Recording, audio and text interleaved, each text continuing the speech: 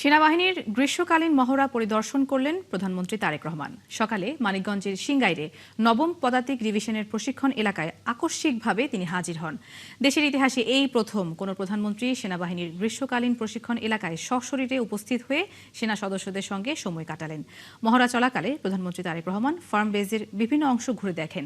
এছাড়া দায়িত্বপ্রাপ্ত general officer commanding ও ইউনিটের কমান্ডিং অফিসারের কাছ থেকে প্রশিক্ষণ কার্যক্রম এবং কৌশলগত প্রস্তুতি সম্পর্কে জানেন তারেক রহমান। যুদ্ধক্ষেত্রে সেনা সদস্যদের অবস্থান গ্রহণ, রণকৌশল, সমরাস্ত্রের ব্যবহার ও বাস্তবধর্মী প্রশিক্ষণের বিভিন্ন দিকও পর্যবেক্ষণ করেন সরকার প্রধান। প্রশিক্ষণ মহড়ায় প্রধানমন্ত্রীকে পেয়ে উচ্ছ্বাস প্রকাশ করেন সেনা সদস্যরা।